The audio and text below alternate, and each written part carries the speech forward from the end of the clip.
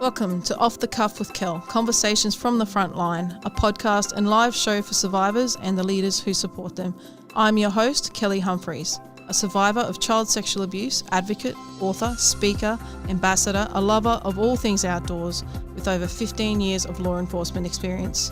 Please support me in my mission to break cycles of abuse and trauma. You can help by donating to my Patreon account at patreon.com/Kelly Humphries.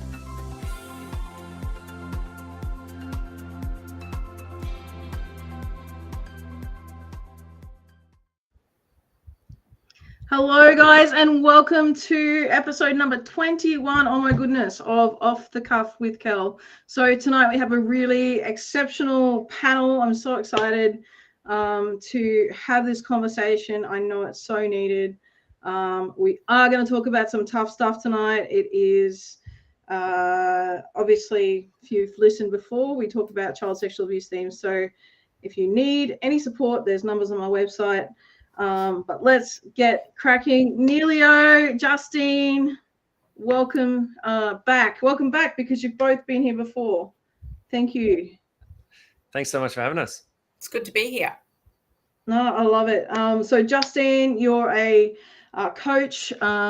You've dealt with trauma yourself. You're a relationship coach. Neil, CEO, General Manager, I don't want to get it wrong, ChildSafe Australia and Survivor, both amazing speakers, both amazing human beings. And I couldn't think of anyone better to come and have this conversation with me because Justine, is the queen of questions. And Neil is just an incredibly powerful man and just an amazing story. So I wanted to bring you both on tonight because Christmas is shit for lots of people, and basically, we want to have an amazing holiday and an amazing time, but for so many of us survivors, we struggle around holidays, and in particular, obviously, with Christmas coming up, there's a lot of fear out there and a lot of people really struggling to think about how to navigate this time. So I wanted to come together and think about how we could have a conversation around some strategies, how to make it more impactful and empowering, how maybe we can break some cycles around, owning this time for ourselves instead of being bound by the people in our lives to be obligated to do things, and being triggered to spend time with people who may have hurt us or let us down or disappointed us or in fact being our abusers, basically. So I just want to hand over, maybe I'll start with you, Neil, just to, have a bit of a chat and, introduce yourself, and then Justine will go over to you. Sure. Yeah, I'm Neil. I am the General Manager of ChildSafe Australia. I'm a survivor of child sexual abuse. I was abused for about three years by another child from ages about 10 to 13 years old. And I didn't really realize it was abuse until I was 21 years old, when I was having a conversation with someone.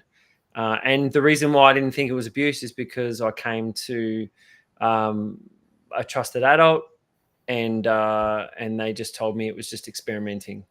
And so that abuse continued, to which I thought it was experimenting until I was 21 years old. And I really heard from this person that said, actually, no, that's grooming and that's abuse. And I was like, oh, no, this person said this and this trusted adult said this. And unfortunately, we trust adults often, and sometimes they could be wrong.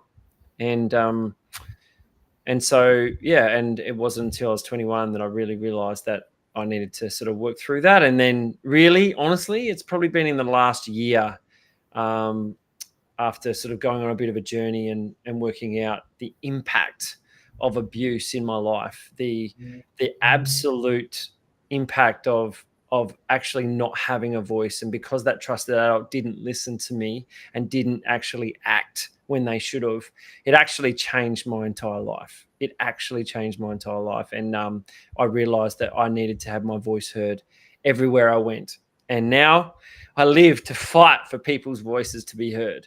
I live to fight for children's voices to be heard. I even started a business called the Table Talk Project, which is about supporting families to have conversation around the dinner table so that children can have a voice at the table, because I never had one.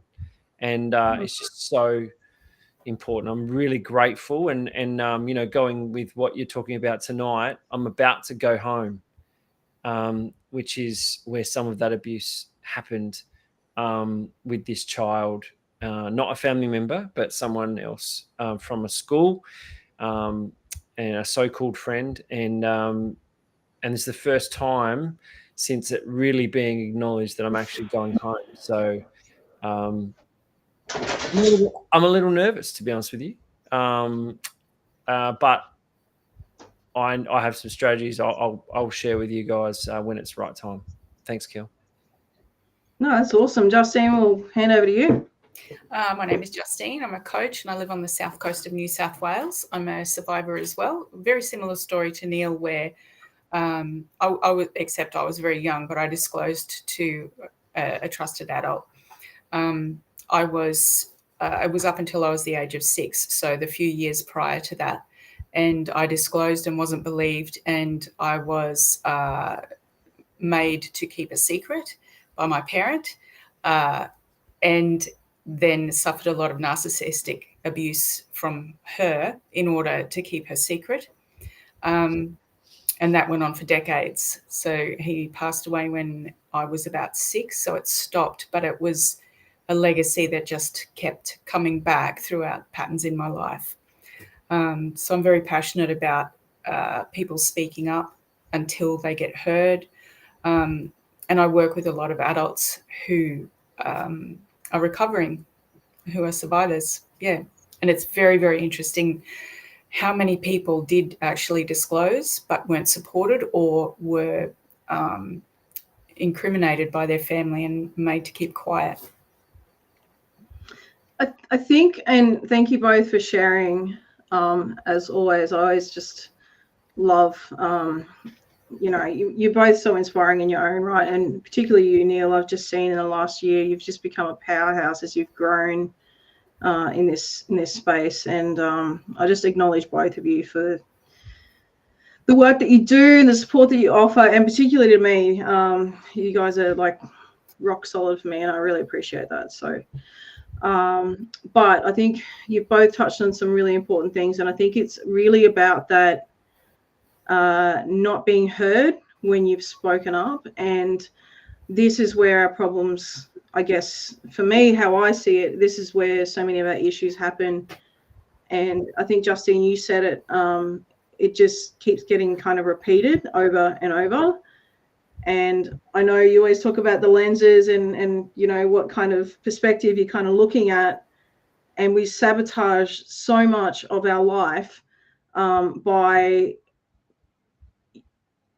you know, getting to that point where we think we're okay, and then kind of sabotaging what's going on. And you know, we don't stand by our boundaries. We don't stick by our boundaries. We give in to them in a trauma response, which we know is fawning, is people pleasing, and we do it because we don't want to upset people. And it's a lot of the reason many of us have stayed silent for so long, and you know, not kind of knowing. And I know when I put a call out on social media, it was one of the things is about, how do I talk to my family? How do I put these boundaries in place? And so I'd love to hear from you guys about how you might be able to set yourself up to have and set these boundaries up around family that perhaps hasn't listened to you, or, you know, hasn't believed you, and has kind of left this real feeling of confusion and distrust and betrayal, which makes us feel really unsafe, I guess. Neil, do you want to take that first? Sure. I mean, look, you know, the trusted adult I'm talking about is my parents, you know, and to this day, they don't know. They just don't know. They're not on Facebook. They're not on social media. They don't know. And I have made a decision that I'm not going to talk to them about it. And the reason why I'm not is because I believe that they would probably still think the same. And The thing, I really believe that, you know, I mean, my abuse happened in the early 90s, late 80s. And so there's a way different mentality back then. You know, it was very, and look, I think, honestly, I don't think it's changed that much, to be honest with you. I think we've got a lot more education, but I don't think that the eyes have been opened as much as it could be. You know, the statistics of 1 in 5, 1 in 4, you know, I just don't think that, that especially that generation is really understood. And I think for me personally, I've chosen that the relationship with my parents, as they're quite old, is more important right now than for me to talk about my story with them, and knowing that they would probably believe that it was still experimenting. I have set up a network of people. We're going back to see my best mate and his wife and kids and things like that, and they know, right? And so I've got a real support there, and so that's something that, you know, is really important for me. So I think sometimes you have to make. I'm all for speaking at 100%, and I advocate that 100%. I think you've got to read the room as well, and I think sometimes, especially with relationships, especially, you know, specifically with parents and those sorts of people that are really close, if you want to keep that relationship, sometimes it might be better to talk with the people that you are trusting and those sort of things, but instead of those, and wait till the right time for that to occur. Does that make sense? Like, I just think you need to be smart and wise in that. And because what I've found is that, actually, I think this is my story, right? I think if I was to go down that track, sit them down, say, hey, your mum and dad, just let you know, back in the late 80s, early 90s, we had a conversation that I know you've forgotten, but that changed my life forever. I'm not sure how that would help my relationship right now with them, you know. And I've worked really hard, I've worked my ass off to just be okay in that relationship, so I can still have a mum and dad, because they do actually love me. I think they don't tell me, but and that's something I work on all the time. But the reality is that I think for me personally, the relationship outweighs speaking about that at that time in this holiday time, you know. And yeah, I hope that's making sense, Kel. Yeah, absolutely. I think this time of year is tough for people anyway, because, you know, there's a lot of dysfunction in a lot of families, but you add this element to it and it magnifies it by 1,000. I think for me, like, I'm an advocate for no contact with people who don't support. However, it was different in my instance because Mum walked in on us and saw it. And in the same period of time, as a little person, and I was 4, and I know I was 4 when I said to her, he's doing this. The reason I know that is because she said, how could you remember telling me that? You were only 4. So it was kind of an admission. Yeah. So just one thing that doesn't excuse people not supporting kids when they disclose back then is generate that generational piece you're talking about, Neil, is, you know, my parents are now in their mid-70s, and back then they had no support, even if they did go looking. Yep. And they would have been persecuted by their own family. Yep. Again, doesn't excuse not supporting, and doesn't excuse, you know, making a mess of somebody's life in order to force them to keep a secret. It's just seeking to understand why they did what they did.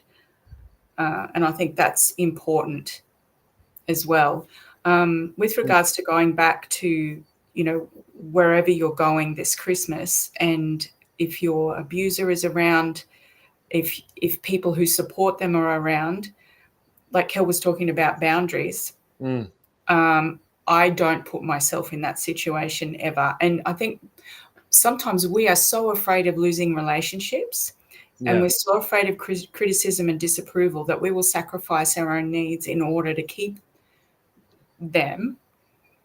especially when they're toxic. Because when we're a little person, not only were we not taught boundaries, but we had them trampled over repeatedly. So we feel a lot of shame and unworthiness around having boundaries. And boundaries are practice. There's a great book called Boundary Boss. I think the girls can pop it in the show notes. Boundary Boss is absolutely brilliant book to help you generally with boundaries, but particularly with these kinds of boundaries. So it's worth a read. Yeah, and I think it's interesting you said that your parents, your mum walked in, that same thing. Walked in with this guy on top of me, and and just said, "Oh, I think you should go home now," or something like that. Right? That was it, And when I talked to mum about that particular stuff, so, oh, no, you're just experimenting, I wanted her to stop, I wanted her to say, look, never seeing this person again, I'm going to stop this, and they didn't. And I think the thing is, for me, you talk about boundaries. I think that's really important, and so important. And I guess for me right now, because I'm really kind of working through my counselor and things like that around over the last year, I'm pretty emotionally tapped out. You know what I mean? Like, as in, like right up, yeah. And so I don't have the emotional capacity right now to add something extra. You know what I mean? And I don't have the emotional capacity to add that type of thing for in the mix. And so, the challenge is, and the boundary that I've put in place is that I'm going to try and have a really good time seeing brothers and friends and all that sort of stuff, and try to have that time. And not, and talk to my wife behind closed doors, you know what I mean? And talk about how I'm feeling. And she's very kind. So she'll ask me about those things. But I'm not denying that I'm quite nervous about going back to that place. It doesn't represent a safe environment for me. Yeah. But it is what it is in some ways. Go, Kel. No, I just appreciate the comments, because I think it must be so difficult. So everybody's got their own situation, and it depends on, and again, we have to go back to the fact that 89% of abuse occurs by somebody who is known to the child, which makes it really, really difficult. And it doesn't matter who you are. Most of the time, our abuser is known to us, whether it's another sibling or an older child or a family member. It's really hard to navigate holiday periods or times of rest or whatever when families get together, and it's very difficult to put boundaries in place, especially if you weren't seen or heard or listened to, and not believed. And I think that must be really difficult. And I guess the thing for me that I'm hearing, and I know for myself that the thing I struggle with the most is the thing I need to do the most. And that is to have the conversations. And like you're saying, Neil, about your parents and Justine, you've made the choice to say, no, I'm not going to even have that relationship because of, my story.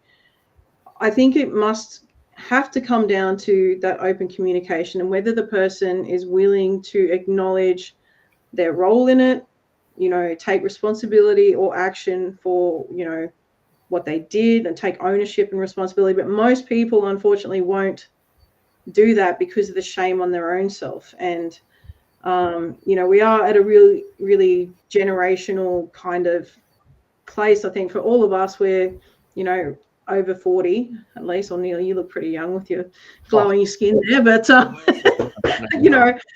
it's the generation.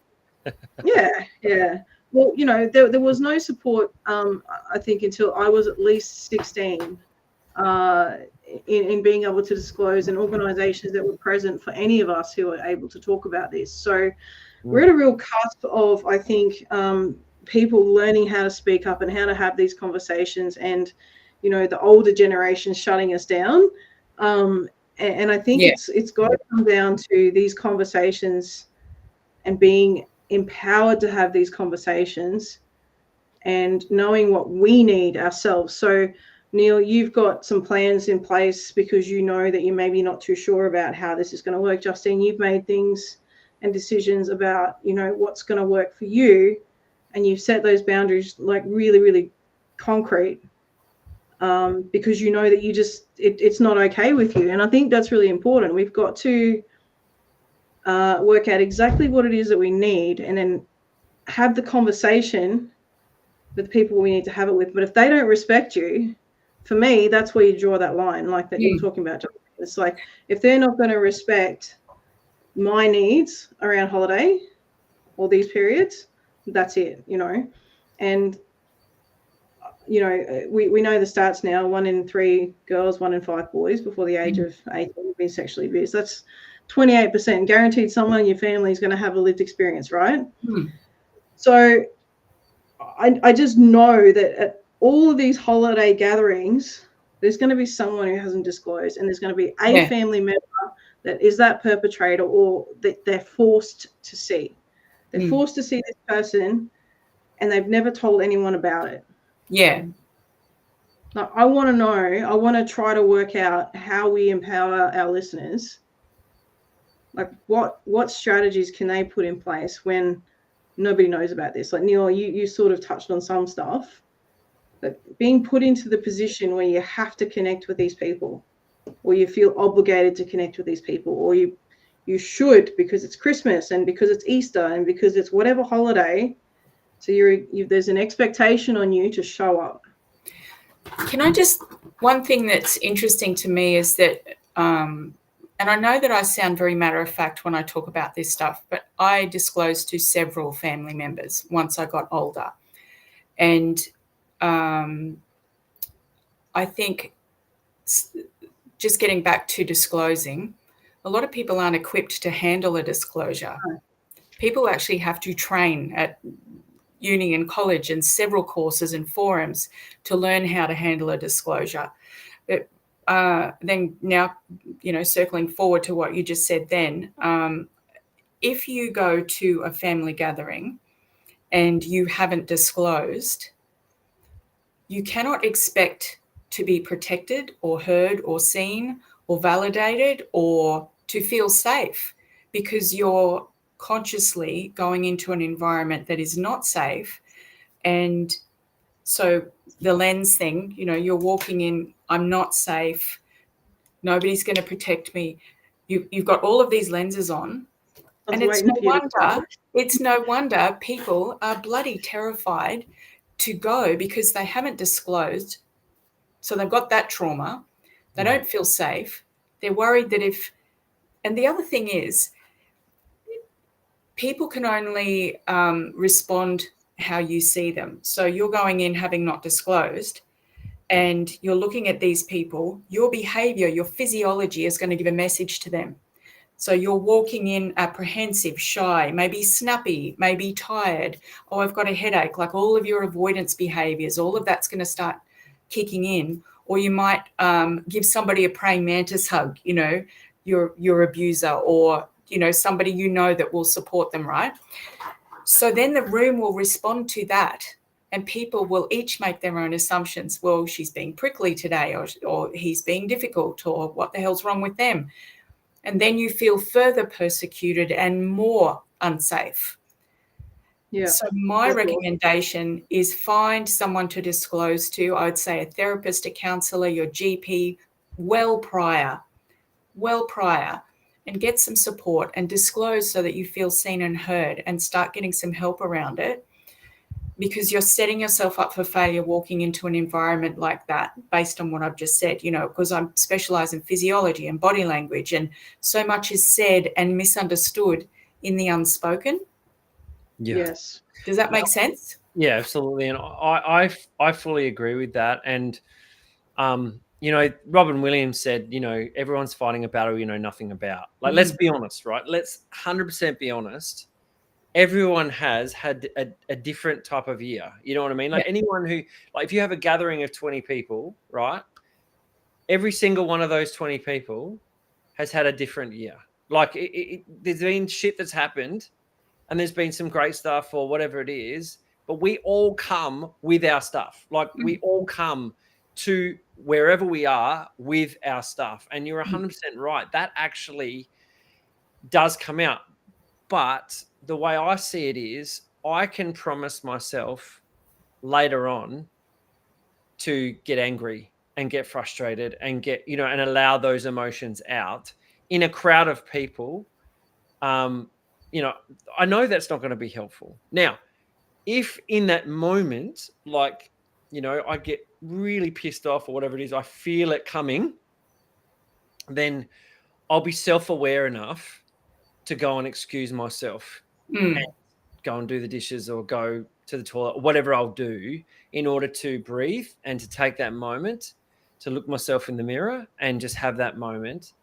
And hopefully you're able to do that in that space. You know, one of the hardest things that I find in the environment that I'm about to walk in is whenever I open up about anything that is important, you know, like something that's important to me, like those trusted adults literally get up and leave the room. And I'm not even joking.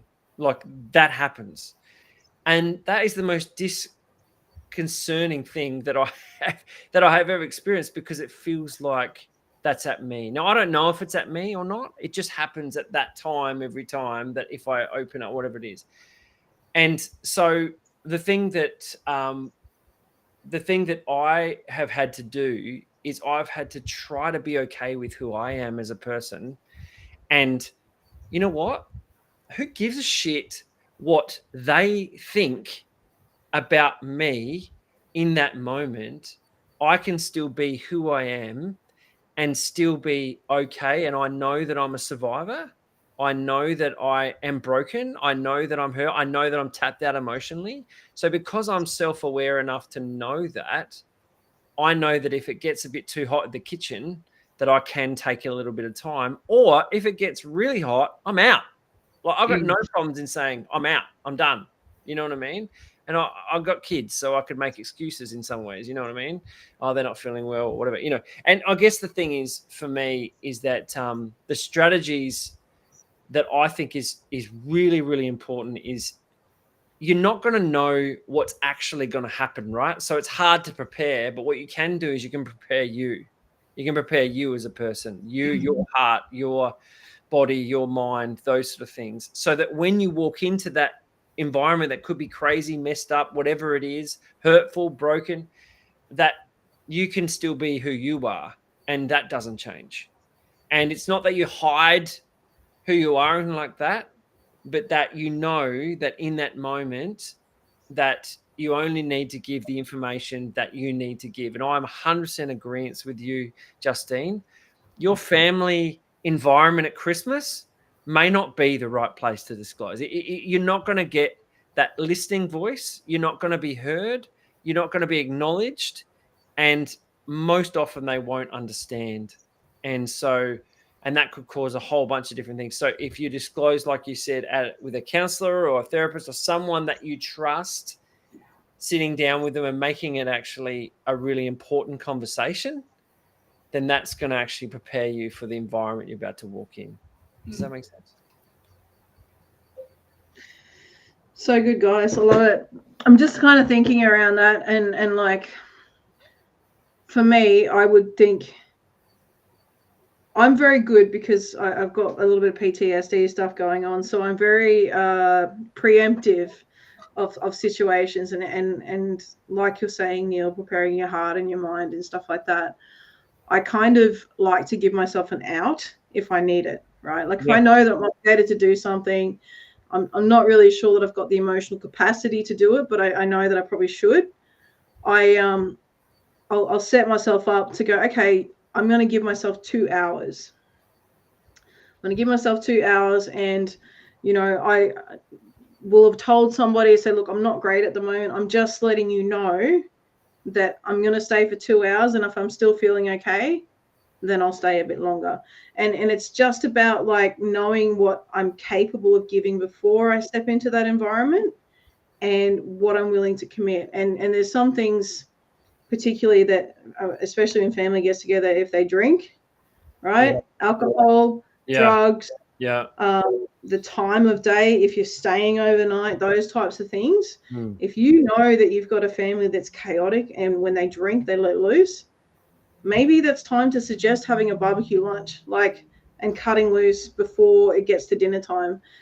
Putting strategies around that that you feel comfortable and safe with, and you've communicated before entering into that space. You don't have to even, and I know we're talking about child abuse, but you don't have to, and you do not owe anyone any fucking explanation. You do not have to justify your reasons for needing space, for needing time, for needing anything.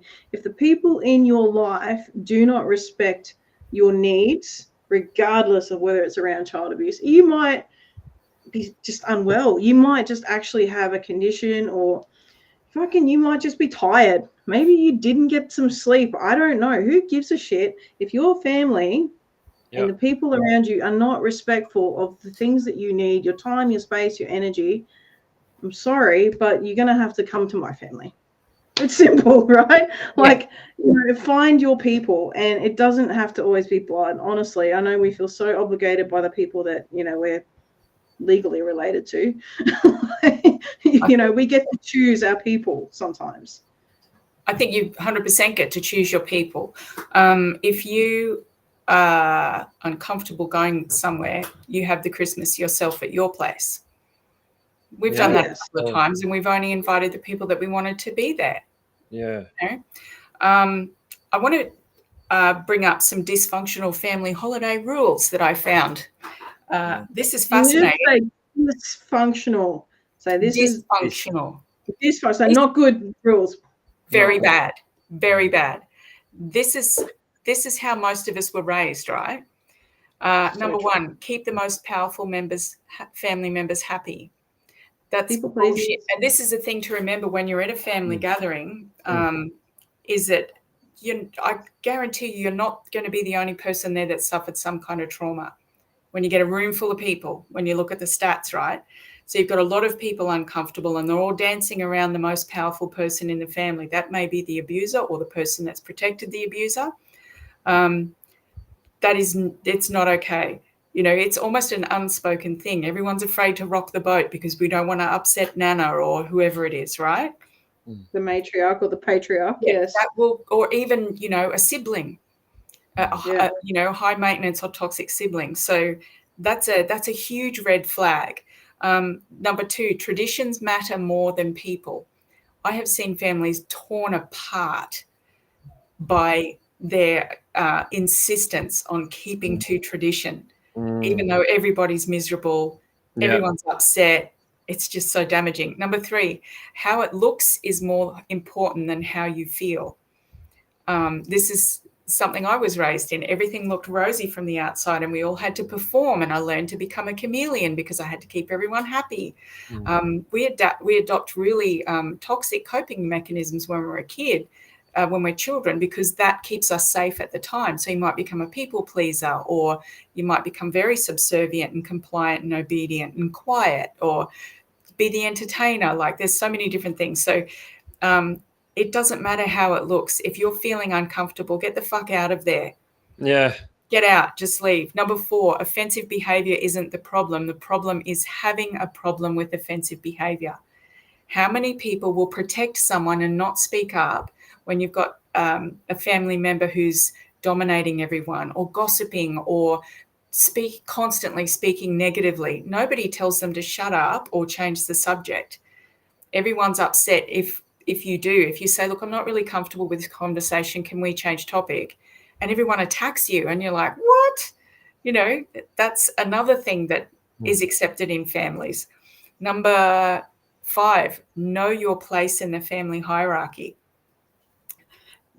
This one, again, just goes without saying. Number six, this is one that I got a lot. That's just how they are. They're just like that. Well, they are like that, and that's not okay. And number seven, children must appear joyful, compliant, and make the adults feel special at all times. Yeah. I was raised in a family like this. So they're the dysfunctional. 1930s or what? Yeah. Oh, it's unbelievable. But like I said, when you're looking at the people that the likes of our age group, or I'm older than both of you put together, but the likes that our age group disclosed to people who believed these things, people who believed these things and were raised. Yeah. So they were terrified. I love the idea of going to a family gathering and setting a time limit. I love the idea of, having a strategy in place to leave. I'm a huge advocate. I used to have a little black book full of excuses, and then I'd literally manifest migraines so that I wouldn't have to be around certain family members. Basically, now I just say no, thank you. I won't put myself in a situation where I know that shit's going to go down or that things are going to be uncomfortable. You do not have to explain yourself to anybody about anything. And like I said, sometimes the people, this is a good one to remember, sometimes the people that get upset with you making a boundary in the family are the ones who will cop the flack if you're not there. Some people will try and guilt you into being there because it takes a little bit of pressure or the focus off them having to cope with the person. Yeah, it's interesting you say that because one of the things, one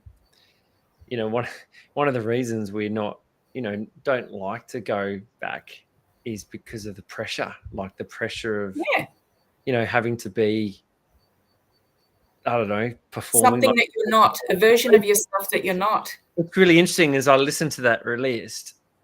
There's so many of those 7 that are grooming behaviors. 100%. Like, I'm reading that and I'm like, oh my goodness, that's like a perpetrator reading something to a child, going, this is what you need to be. You know what I mean? Yeah. Know your place. Don't speak up. Put a happy face on. Also, it's exactly what a groomer says. And so that's that generational stuff that they've been taught. So some people, our family, unwittingly are teaching that. Yeah, because exactly. that's what they were taught by their parents. So there's this unspoken compliance generationally. Yeah, absolutely. Yeah, absolutely. I think it's really interesting.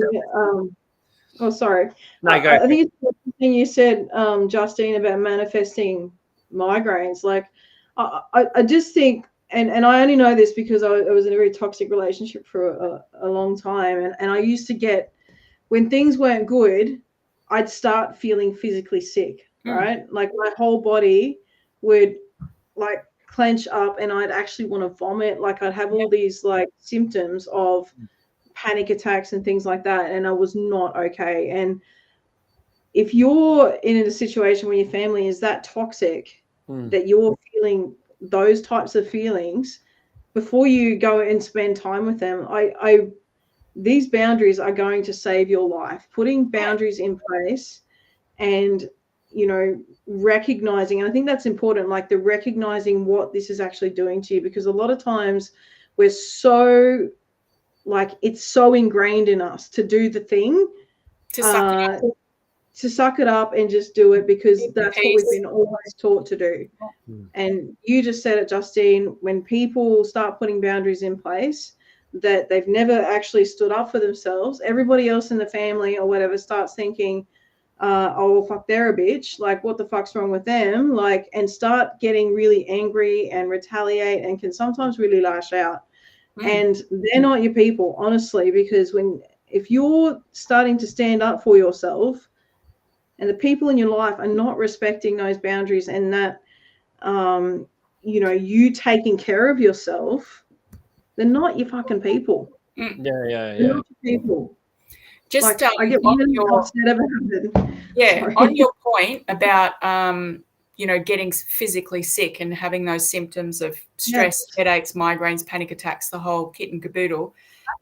It's trauma response. Well, we get upset about it, but I want people to understand that means that your nervous system is working perfectly because it's designed to protect you. And so sending messages. When we are too fearful to speak up, our body will speak for us. And it's so important to pay attention to how you feel. Stop and notice and breathe and go, why am I feeling this? what's coming up, as in, is it an event? Am I catching up with someone? I think that the fascinating thing about human nature is that we are so terrified of rejection and criticism that we would rather hold on to a relationship that is tearing us to shreds mentally and emotionally than get rid of that relationship and find healthier relationships, healthier friendships. It's true. And you know what? We're attracted to it.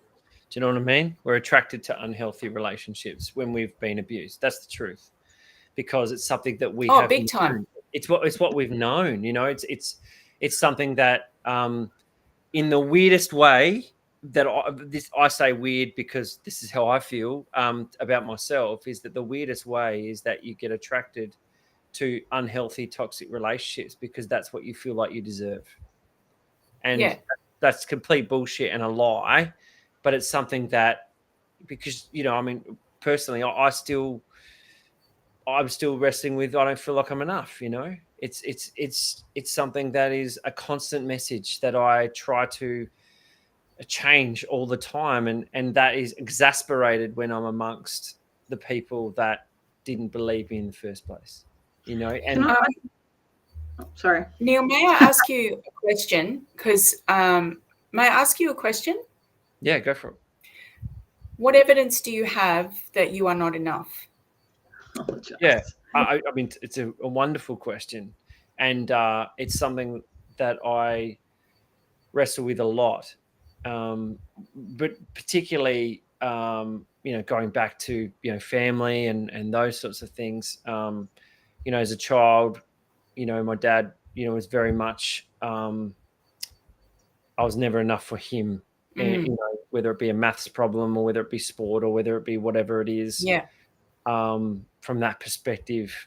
That's a perfect answer. It's that thing where when something happens when we're a little kid, we attach a meaning to it. So we've got a frustrated adult who's putting pressure on us to do well, whatever their motivation is. But the message we receive is that we're not good enough. And then you add abuse to that, you add not being heard to that. And it just completely compounds the not enoughness. But we're constantly measuring ourselves against a level of enoughness that isn't real. And that's why I see, you know, like I'm just constantly in recovery. You know what I mean? Like, I mean, and Kel's seen me grow over the last many years. And I know I've grown a lot, but there's a long way to go. One thing I wanted to pick up that I think is really important is that we need to put boundaries, not just about the place we're going to be, but the conversations we're going to have. And what I mean by that is that you've got to know what's off limits. Do you know what I mean? Like, at what point in a conversation do you go, I'm sorry, like I can't, I'm not talking about that right now, and then change the subject, whatever it is, you know, because you've got to put boundaries in your own life and in your own conversations as well. So because, you know, that whole you know, you get to the party or you get to the family gathering, whatever, they're like, oh, you know, how you going? And everyone says either good or whatever it is. No one really says bad. Or you go, oh, what have you been up to? Oh, busy, even though you haven't seen them for 6 to 12 months or more or whatever it is. And it's either that's the end of the conversation, and you might be happy with that, you know, but maybe you want to find out a little bit more or whatever it is, or they start to ask, or, you know, maybe because we are out there about our stories and things like that, that maybe they say, hey, you know, I heard you on the podcast, or I heard this, or whatever it is, like, you know, how you going? Or maybe they won't ask that, whatever. But what I'm saying is, like, I think if we're walking into those environments, we also need to put boundaries in about the conversations we're going to have and receive. Because often, you know, we receive the information that people say to us, and we've got to decide how we actually do that. And it might mean that you need to say, actually, I'm not talking about that right now. Or, you know, I hear what you're saying, but I'm actually really offended by what you've said that impacts me personally. So we're going to stop this conversation. You know, I think that's really bold and courageous, but I do think it's important to have boundaries around conversation. 100% you're right about that. It's also like, that's brilliant. It's absolutely brilliant. And it's a great idea to go equipped with 2 or 3 responses that you've practiced in advance, because when you're going to a situation like you said, Neil, you're anticipating who's going to have a chat with you and what they're going to bring up, because they always do. Mm-hmm. So you've got that historical thing there. So you can sit down and go, right, who's likely to want to have a chat? Who's likely to be a bit disruptive? And think of 2 or 3 sentences or responses, and that will shut it down respectfully, and, you know, so that you stay classy, and practice them so that they roll off the tongue. You won't, because we're not going to be surprised that Fred's going to bring something up. So if we're equipped with a response that shuts it down with class, we'll feel a lot more confident. You can just say it. What's that? You don't always have to be classy. Just like, that's it. Oh, of course. Yeah. But Neil's got a brilliant point there. Yeah. No, it is. And guys, like, this is such, we could probably talk about this all night. It's so good. I just wanted to say one thing, and then I wanted to talk about some parenting stuff real quick. Yeah. I think the majority, like the thing with holidays, and for us who are survivors, I think a lot of it is the need to feel seen, right? Yeah. We often are putting ourselves, I think, in positions, and even if we've never disclosed, we're still looking for that connection and that validation from people. Because for the longest time, even though I'd never disclosed, I kind of hoped that they knew, even though I never said anything. So I know that sounds a bit ridiculous. It doesn't. But it's like you're wanting this connection, and often that's the part that perpetrators will exploit, because that's the kind of loving and caring person you are. You want that connection, validation from family, but sometimes family, they can't see you unless you're willing to be vulnerable. And holidays may not be that time, but for, you know, and I'm not saying be a Kelly or a Neil or a Justine, but when people know your story, you are able to effectively put boundaries in place and own those boundaries in a way that respect cannot be denied. When they know my story, they're like, do you know what, guys, I'm having a really big week at the moment. I've done a couple of podcasts, I've been speaking. I do not want to have any conversations over this break about my work. And when I can own that, they're just going to go, oh, fuck, okay, no worries. And as soon as they start to go, and I say, guys, I remember what I said. And they're like, oh, yeah, no worries. Because I've owned my boundaries and I know what I need. And when you know what you need and you can communicate it powerfully, people just don't fuck with you. Most of the time. And that's the same with perpetrators and children. When children can say what their body parts are, and they can say, this is my body, don't touch me, perpetrators 9 times out of 10 will not pursue that child, because they're so afraid that that child is going to out them or dob on them or break their silence. That is why protective behavior education is so important, and being able to have a language around what's happened. It's exactly the same as adults. When we can own our story, we can share our vulnerability powerfully with our family, even if they're toxic assholes. When you can say, I'm not doing this, and you can own it, they're like, oh, okay, no worries. I still put boundaries in place. I don't like late night parties and drinking, because I know someone ends up saying something stupid and dumb, and I hate it. So I have a lunch and I'm like, all right, I'm tapping out. I'm going home. So I guess, Neil, you've said it. Justine, you've said it. It's the boundaries. It's knowing that you're okay. It's knowing you're enough. It's having the people around you that you know, like, trust, and love. You know, having the support in terms of, I think, Justine, you said in the beginning, a psychologist or a therapist, if you need it. And just owning your space, and, you know, if you don't want people in your home, you might want to go to their place for a little bit and then leave, because you've got the opportunity then, right? Wherever you feel you can have the most control, just do what you need. You don't owe anyone a justification, or you don't even have to explain yourself. But when you can explain yourself, or you can say what you need with power, they just shut up. They, most of the time, unless they're real life, then get rid of it. And like, speaking about what you said as well around parents, you know, I want to be really bold. I've got 3 kids, and one of my kids is not a hugger. He doesn't. Yes, that's what I want to talk about. Great. Yeah, he doesn't hug, and but not very often. Like if he does, it's a big deal. And so we've said to my parents, I said, if he doesn't want to, any of our kids don't want to, then bad luck. Like that's on them. They want to.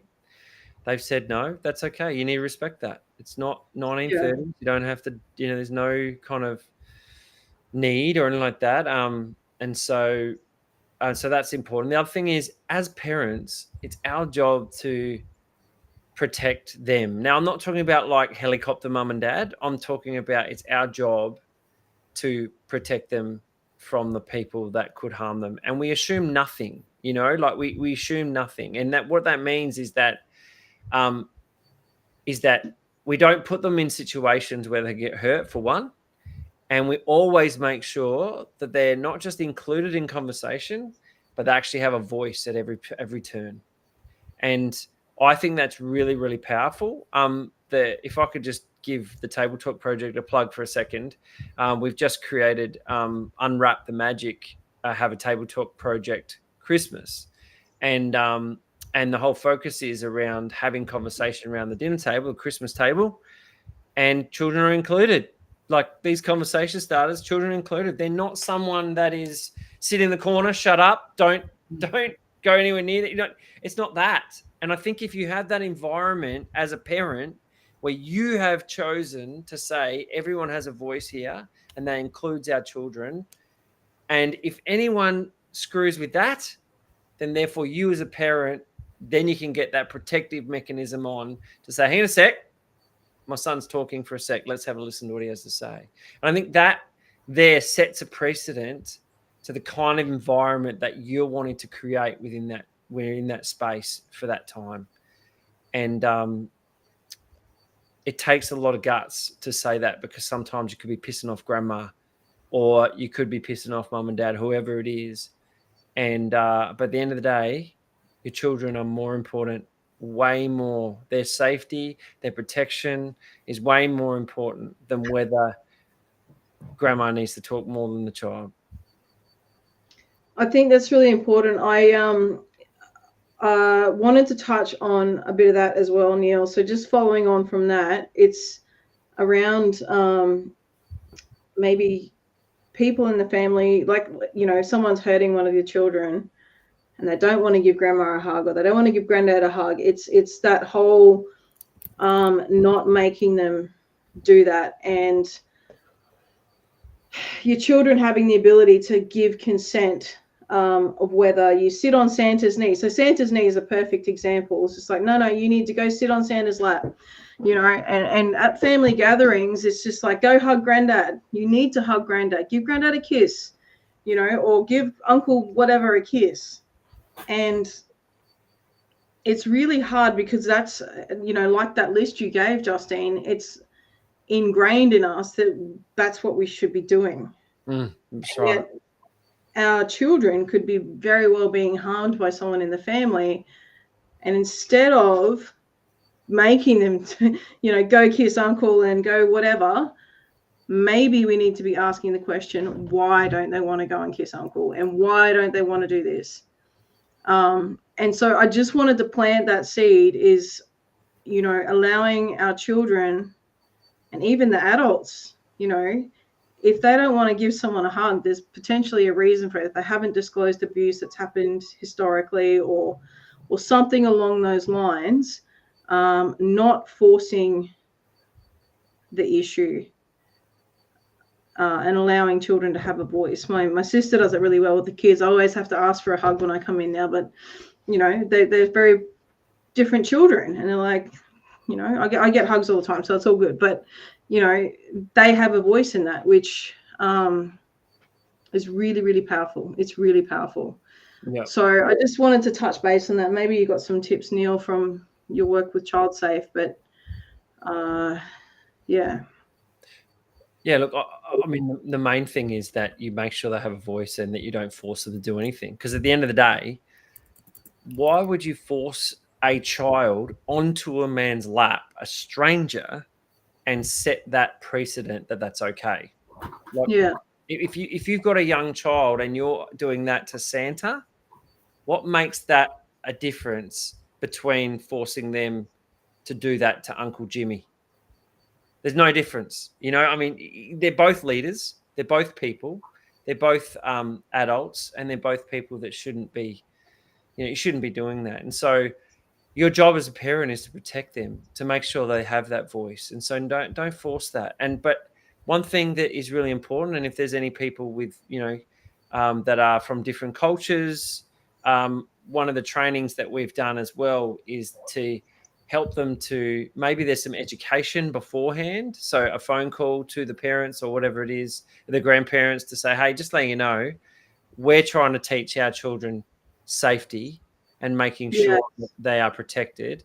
And we're not saying anything about you guys, but we're just saying that if our kids don't want to hug at any time, it's not your responsibility to ever make them. And we won't ever do that. And it is their choice whether they come and sit on your lap or if they come and give you a hug or whatever it is. You can ask them, but if they say no, then you need to respect their decision. So sometimes, not just different cultures, that's Australia as well, but what we found is in different cultures where it's more of a cultural norm that you have to kiss, grandma or grandpa or whatever, or whoever that is, that there is some education involved that is actually really critically important in that. So yeah, the other thing is you should check out Janine Sanders' book, My Body, What I Say Goes. Really, really, really important book. And she's an amazing author, but it really looks at the 7 body safety rules. And part of that is about body autonomy, that this is my body, what I say goes. And so it's, if I don't want to kiss or hug, I don't have to. This is my body boundary. Anyone who comes in here is actually by my choice rather than someone else's choice. And so it's those sorts of things that are really important. The other thing is about, teaching your children that if there is something going on, that there's no secrets in this family. There's no secrets between us, that you can tell me anything and I will listen and I will respond. I won't judge you, and there will be no reprimanding in any capacity for you talking to me about anything. You can tell me anything you want to, and I will listen and respect you. And so you're creating that environment in your home first, and you're bringing that environment that does not change into a Christmas environment with a whole bunch of other people. So you and your children have to make sure that you guys have the communication. I think there's a message here. I was looking, one thing that we have is a code word. And one of our code words we have is whether my children are at a party, because my kids are teenagers, and they might be at a party and they feel uncomfortable or something's making them feel unsafe. If they need to, they give me a call and they just say the code word, and I say, I'll be there in 10 minutes or half an hour, whatever it is. And so that might be what happens in that family, in that environment. If you hear that word, that you might want to take them aside or get the heck out of there. I love it. I that was actually one of the comments, and we're kind of running out of time, but I just do want to thank, there's lots of really wonderful comments and thoughts and things that our live audience has been sharing. And you just touched on it, Neil, that one of the comments is needing a way out. And I think it doesn't matter if it's the kids or adults, is finding a pathway that when you do start to feel really unsafe, or that the environment is becoming too much, that you have a safety plan or an exit strategy. And even if it's just one person who knows your story, like the person you've come with or something like that, that you are able to execute that with that person. Just say, hey, look, I'm tapped out. Like, let's go, So just being able to safely exit and get out of there in a way that you are still able to maintain your self-care and things like that. Like, we can short circuit ourselves, I think, and burn ourselves out trying to make Christmas happy and do all the things. And we don't need to, a lot of the times, all the things we do is to please other people. And I guess my challenge to you is, what do you need for this holiday period and for any holiday period? What do you need? What does safe look like for you? Who do you need to talk to in your world? And maybe what messages do you need to communicate to the people around you? You know, and I've written 4 things down here, and that doesn't really make any sense, but it makes sense to me. But they're not even words. I made them up. So recognize, so you need to know what your triggers are, and what your struggles are. When you can verbalize those things, and when you can, you know, identify what those things are, it makes it so much easier to set your boundaries. But if you don't know what sets you off and you don't know what your triggers are, it makes it very difficult. So that's where having the therapist that Justine mentioned in the beginning is really important, to talk that out. Say, okay, cool, these are the things that don't work for me. Right? Strategize. So you need to think about what that looks like. You know, do I need to go to a lunch? Do I need to have a breakfast? You know, what's going to work for me? Do I have someone drive me there, or should I go with somebody else, or go by myself, or what does that look like for you? So make a plan that's going to work for you. So boundarize. I know it's not a word, but you'll be able to remember it because they rhyme, right? Recognize, strategize, boundarize. So no-goes, your boundaries, who you need to talk to, and how you're going to make it happen, and then actionize. So put it in action. No means no, right? And no go. If your family is not going to support you, people around you are not going to support you, you are under no obligation whatsoever to please them, impress them, to make them happy, to walk on eggshells for them. That's not happy holidays. So I'll just hand over Neil and Justine if you've got any last comments, or any messages you'd love to give off to our listeners. And we're nearly finished. You go first, Justine. I'm just trying to think. I think it's really important to prepare. I think it's important to support yourself. I also think it's really important to protect yourself. And protecting yourself means, you know what, we're not doing Christmas this year, or we're going to do our own thing this year. Sometimes just that distance and removing yourself and not actually putting yourself in the situation in the first place is an incredibly healthy thing to do. It's quite amusing. We've done it several times now. And initially everyone was, you know, a bit offended. Don't you want to be with us? And it's like, nobody has any fun every year. No, we don't. Love you. We'll do something, you know, together separately.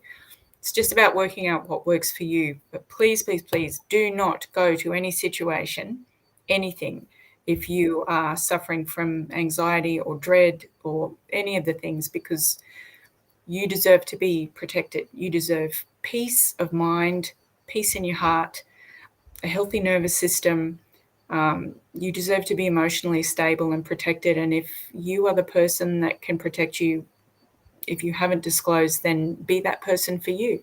Be who you needed when you were younger. Beautiful. That's beautiful. Yeah, look, I just wanted to say that when it comes to protecting yourself, that it's actually okay to feel what you're feeling, like before, after, during, everything. It's okay to feel what you're feeling. And sometimes we feel guilty for feeling the way we do. We should love our parents. We should do this because that's what society kind of says that you should do. But one thing that I've learned and want to pass on to you is that feel what you feel when you feel, and that's actually okay. And if you need to step out for a moment to gather those thoughts and to reflect for a moment, that's actually okay as well. And if you need to bring a support person with you to your Christmas party, then do that. You know, if you don't have a partner, or you don't have a family or anything like that, but you kind of need to be at this place, bring a support person. You know, it's okay to do that. They can be your mate, your plus one, if you like, you know, and that opportunity as well. So yeah, I would echo what Justine said, and to be kind to yourself. And I say that to me, and I say that to you guys on the screen too. Be kind to yourself, and be okay with who you are, where you are right now. That's all right. Beautiful. Thank you both so much. Guys, I just on behalf of myself, the team, Neil and Justine, I just do want to wish you an absolutely wonderful, happy and safe holiday, however you decide to celebrate it. Many of us don't celebrate Christmas, so just enjoy your time. Go catch some fish, catch some sun, make sure you put some sunscreen on. Whatever it is, I pray that you make many happy memories that are not full of stress and trauma. So just make it how you want it to be, and the kind of Christmas that you believe that you should have, and you should have a wonderful Christmas, and you deserve a wonderful Christmas. So blessings to you and to your families. Please stay safe. For those of you who don't have it yet, please feel free to download my Reclaim Your Freedom book. It's 8 cycle breaking strategies for survivors. Scan that for me, and I'll be in contact. I've got courses starting really, really soon, guys. You're probably going to see Neil and Justine's face in there as well. These two amazing human beings are rock solid, and they will be part of the Kelly Humphries courses moving forward. So please download that book, and you'll be the first to hear about these courses when they go live. Thank you again so much for being part of the show. We're going to take a break over Christmas, and we'll be back after Christmas, midway through January. So again, happy holidays. Thank you, Justine and Neil, and we will see you guys very soon. Thank you. Thank you so much.